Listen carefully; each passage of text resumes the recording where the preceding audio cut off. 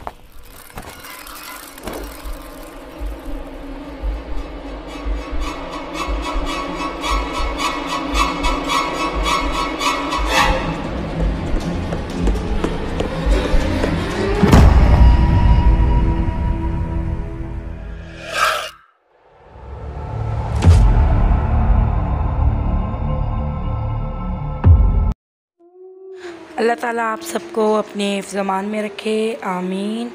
और मेरी कहानी जो कि सच्ची है बयान कर रही हूँ। शुक्रिया। ऑफ़िस में काम करते हुए आज अरशद की नज़रें बार बार ऑफ़िस की दीवार पर लगे हुए वॉल क्लॉक की तरफ उठ रही थी।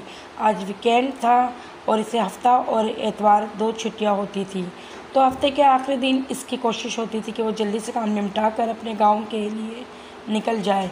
इसका ताल्लुक़ जहलुम के एक दूर दराज गाँव से था। ये इलाका ज़्यादातर पहाड़ी इलाका है और इसके बाज़ गांव भी शहर से काफ़ी दूर हैं। शाम के बाद इन इलाकों में नक़्ल व हरकत बहुत कम होती है, इसलिए अरशद की कोशिश थी कि वो वीकेंड पर ज़रा जल्दी ही ऑफ़िस से निकल जाए ताकि शाम होने से पहले अपने घर अपनी माँ के पास पहुँच सके। आजकल घर में अरशद की शादी की तैयारियाँ भी हो रही थी, इसलिए इसे अपनी शादी की कुछ ज्वेलरी और पैसे भी लेकर जाना थे। इसलिए आज वह पहले से भी ज़्यादा जल्दी ऑफ़िस से निकलना चाहता था, मगर ऐन छुट्टी के वक्त ऑफ़िस में एक ज़रूरी काम आ गया। आज इसका नौकर भी छुट्टी पर था, इसलिए मजबूरन इसे ही ये काम हैंडल करना था। खैर, इसने जैसे तैसे काम निपटाया और ऑफ़िस के लिए सीधा अपने फ्लैट पर पहुंचा। ज़रूरी सामान एक बैग में डालना और जल्दी से रिक्शा करवा कर लारी अड्डा पहुंचा। लारी अड्डे पहुंचते पहुंचते इसे शाम हो गई थी और इसके कस्बे में जाने वाली आखिरी बस भी जा चुकी थी। अब इसके करीबी कस्बे जाने वाली एक ही बस बची थी जो 1 घंटे के बाद निकलनी थी। अब अरशद के पास इसमें जाने के अलावा कोई और चारा न था। चारों नाचार इसने 1 घंटा इंतज़ार करने का फ़ैसला कर लिया। 1 घंटे बाद बस रवाना हुई। चूँकि वो एक लोकल बस थी, रास्ते में सवारियाँ उतारते चढ़ाते काफ़ी लेट हो गई। जब वो अपने मुकाम पर पहुंची तो रात के 9 बज चुके थे और अभी अरशद ने वहां से तकरीबन 8 किलोमीटर का फासला तय करके अपने गांव के करीबी कस्बे पहुंचना था, जहां से आगे इसका गांव 5 किलोमीटर था। चूँकि इस कस्बे से जहां वो उतरा था इसके गांव के करीबी कस्बे तक एक पुख्ता सड़क जाती थी, इसलिए कोई उम्मीद थी कि इसे कोई सवारी मिल ही जाएगी जो इसे इसके कस्बे तक पहुंचा देगी। कुछ इंतज़ार के बाद इसे एक बाइक वाला मिल गया जिसने इसे लिफ्ट दे दी। गांव के करीबी कस्बे तक पहुंचते हुए इसे रात के 10 बज चुके थे। यहाँ की रात शहर की निस्बत सरद और ज़्यादा अंधेरी थी। अब इसे इस गांव तक पहुँचने के लिए पैदल सफ़र करना था, क्योंकि इसके अलावा कोई चारा न था। इसके गांव को दूर दराज से जाते हुए एक पुख्ता सड़क भी थी और एक पेचो पेच कच्चा मगर शॉर्टकट रास्ता था। अगर वो सड़क वाला रास्ता इख्तियार करता तो हो सकता था इसे आते जाते कोई लिफ्ट मिल जाती, मगर रात के इस वक्त इस इलाके में किसी लिफ्ट का मिलना तकरीबन नामुमकिन था। मगर यह रास्ता कच्चे रास्ते की निस्बत काफ़ी तवील था, तो इसने कच्चे रास्ते तक का इंतखाब किया और इस रास्ते पर चलना शुरू कर दिया और अपना बैग का कंधे पर डालकर कच्चे रास्ते पर चल पड़ा। 2 किलोमीटर के बाद एक सिग्नल पर शुरू हो जाता है जो गांव के करीब एक ही करीब ही जाकर ख़त्म होता है। इसकी ज़िंदगी में पहली बार था कि वो रात के इस पहर पैदल इस रास्ते से अपने गांव जा रहा था, वो भी अकेला। आसमान पर छाए गहरे बादल बारिश के होने का पता दे रहे थे और चांद भी इन्हीं बादलों के ओट में कहीं छुप गया था। इसलिए रात का अंधेरा मज़ीद तारीक हो चुका था। अब वो हवा भी पहले की निस्बत तेज़ हो चुकी थी। चलते चलते ही इसे दूर दराज से कहीं कुत्तों के भौंकने और गीदड़ों के चिल्लाने की आवाज़ें आ जाती। वो इन सब आवाज़ों से बेनियाज होकर जल्दी जल्दी कदम बढ़ाते हुए चला जा रहा था। वो जल्द से जल्द अपने गांव में अपनी माँ के पास पहुंचना चाहता था, जिसको वो आज अपने आने की इत्तला दे चुका था। तकरीबन 2 किलोमीटर चलने के बाद जंगल शुरू हो चुका था। रात की तारीकी भी थी, पहले से ज़्यादा ही बढ़ चुकी थी। हवा की रफ्तार में भी काफ़ी शिद्दत आ चुकी थी, जिसने रास्ते की खौफनाकी में मज़ीद इजाफा कर दिया था। आधा किलोमीटर मज़ीद चलने के बाद गहरी खाई आ चुकी थी, जिससे अरशद को अंदाज़ा हो गया था कि वह आधा सफ़र तय कर चुका था। मगर अब सफ़र मज़ीद खौफनाक शुरू हो चुका था और जंगल में गीदड़ों समेत दीगर जानवरों की आवाज़ें भी शिद्दत आ चुकी थी। तो दूसरी तरफ तेज़ हवा आंधी में तब्दील हो चुकी थी और हल्की बारिश भी आंधी के साथ शुरू हो चुकी थी, जिसने अरशद की परेशानी में मज़ीद इजाफा कर दिया था। अब वो सोच रहा था कि अगर तेज़ बारिश शुरू हो गई तो इस कच्चे रास्ते में सफ़र करना मज़ीद दुश्वार हो जाएगा और यहाँ वो रुक भी नहीं सकता था, क्योंकि यहाँ हर वक्त जंगली जानवरों का हमले का ख़तरा मौजूद था। इसलिए इसने अपने कदम मज़ीद तेज़ बढ़ाने शुरू कर दिए थे। मगर तेज़ आंधी की वजह से चलने में इसे काफ़ी दुश्वारी का सामना करना पड़ रहा था। बारिश भी पहले की निस्बत बहुत तेज़ हो चुकी थी और अब वो खाई के दरमियान पहुँच चुका था। इतने में इससे अपने आकब से एक रोशनी अपनी तरफ आते हुए महसूस हुई। जब इसने इस रोशनी को अपनी तरफ बढ़ते हुए देखा, कोई टार्च उठाए इसकी तरफ बढ़ता चला आ रहा है और वो वहीं ठटक कर रुक गया। जैसे जैसे वो रोशनी इसके करीब आ रही थी, इसके हौसान ख़ता होते जा रहे थे और इसके जिस्म के रोंगटे खड़े हो चुके थे और वो वहाँ से भागना चाहता था, मगर भागना तो दरकिनार, वो एक कदम भी आगे नहीं बढ़ा पा रहा था। जैसे ज़मीन ने इसके पाँव को जकड़ लिया था। इसको जितनी कुरानी आयतें ज़बानी याद थी, इसने वो पढ़ने की कोशिश की, मगर ज़बान भी इसका साथ देने को तैयार न थी। तो इसने दिल ही दिल में कुरानी आयतें पढ़नी शुरू कर दी। इतनी देर में वो रोशनी इसके करीब पहुंच चुकी थी। वो आने वाले ने टार्च की रोशनी इसके चेहरे पर मारी और नई आवाज़ में पूछा, तुम अरशद हो, नूरा के बेटे हो ना? ये आवाज़ एक ज़ईफ़ बुढ़िया की थी। जब अरशद ने देखा कि ये कोई बूढ़ी औरत है और तो इसकी जान में जान आई और इसके औसान कुछ बहाल होना शुरू हो गए।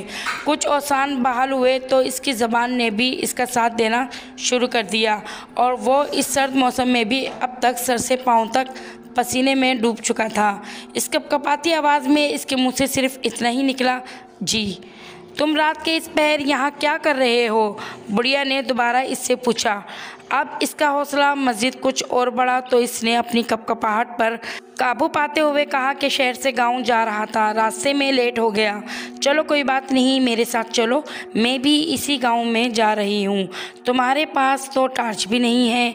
बुढ़िया बोली। जी बस, मुझे अंदाज़ा नहीं था कि इतनी रात हो जाएगी, अरशद ने कहा, जिसका एतमाद अब काफ़ी हद तक बहाल हो चुका था। मैंने आपको पहचाना नहीं अम्मा जी, क्या आप भी मेरे गांव की हैं? हाँ, मैं भी इसी गांव की हूँ, इस बूढ़ी औरत ने जवाब दिया और अरशद के साथ हो ली। आप इस वक्त इतनी रात को कहाँ से आ रही हैं?